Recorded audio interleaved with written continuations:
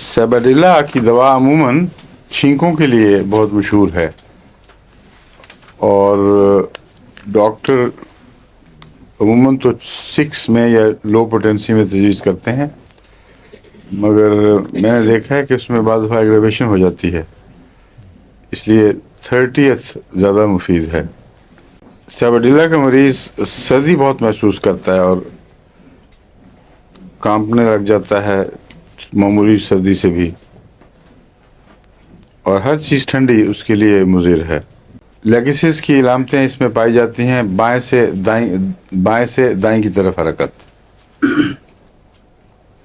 اور لیگسس کا مریض بھی ٹھنڈا ہوتا ہے، اس لیے اس کو لیگسس کے ساتھ گرا دے لیں، باندھ لیں تو آپ کو یاد آ جائے گا۔ اور لیگسس خود یہ جو چھینکوں کی الرجی ہوتی ہے جس کو ہے فیور کہتے ہیں، اس میں چوٹی کی دوا ہے۔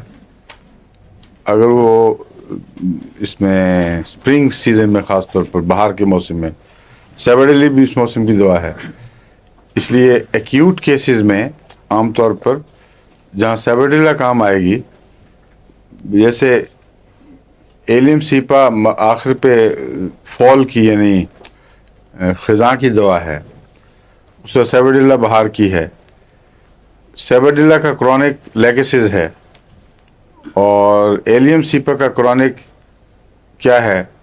ایلیومینا، آپ کو بتایا تھا میں نے، ایلیومینا، سمجھے ہیں؟ تو اس طرح دوائیوں کو آپس میں جوڑ لیں اور موسموں سے بھی باندھ دیا جائے، اگر بنتی ہوں تو اس سے آسانی ہو جاتی ہے، سہولت، کمبینیشنز بن جاتے ہیں، کمبینیشن نہیں بریکٹس میں آ جاتی ہیں ایک میں۔ سیبریلا بھی چھینکوں کی دوا ہے، ایلیم سیپا بھی ہے، اور یہ جب کرونک ہو جائیں اور الرجیز بن جائیں تو ان کے کرونک اثر کو دور کرنے کے لیے پھر سیبریلا کا کرونک، کیوں ڈاکٹر صاحب؟ لیگسس اور ایلیم سیپا کا کرونک، ٹھیک ہے۔ لیکن کرونک میں یاد رکھیں کہ عام طور پر جب ایکیوٹ اٹیک ہو تو اسے چھوٹی دوا سے یعنی کیور کرنے کی کوشش کی، شفا دینے کی کوشش کی جاتی ہے، ٹھیک کرنے کی کوشش کی جاتی ہے، وہ جو وقتی دوا ہے اور نسبتاً چھوٹے اثر کی ہے۔ جب وہ ٹھیک ہو جائے پھر وقت ہے کہ اس کا علاج کرونک سے شروع کیا جائے، اور یہ بہت مفید اور بے ضرر طریقہ ہے۔ اگر ایکیوٹ ڈیزیز ہو تو اس کو بعض دفعہ کرونک دوا جو ہے وہ اسی سنبھال نہیں سکتی پوری طرح، بعض دفعہ مزید کمپلیکیشن پیدا ہو جاتی ہیں۔ اس لیے جب سیبریلا کا وقت ہو، سیبریلا کا موسم ہو، سیبریلا کی علامتیں ہوں تو سیبریلا ہی دیں۔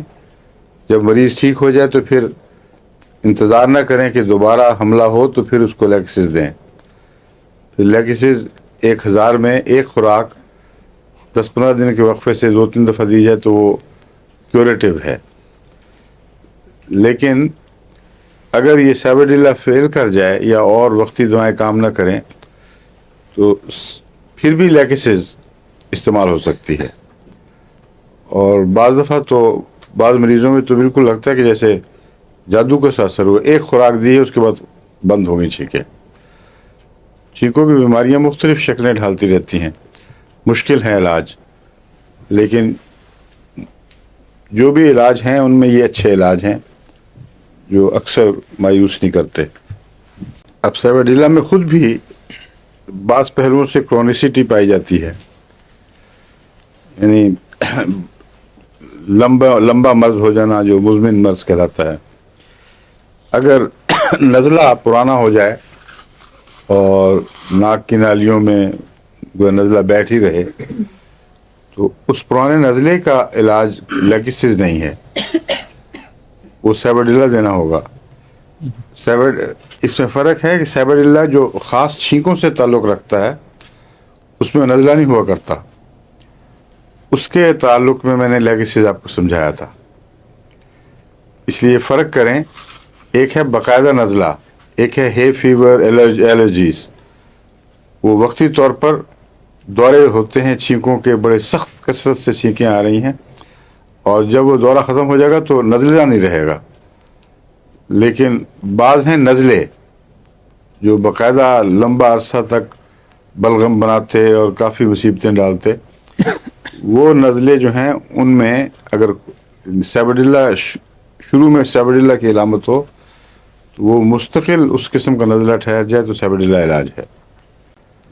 اس کی خاص علامت یہ ہوتی ہے کہ اس کو پھولوں کی خوشبو سے بہت چھینکیں آتی ہیں سیبڈیلا کو، اور وقت بھی وہی ہے بہار کا جبکہ پھول کھل رہے ہیں۔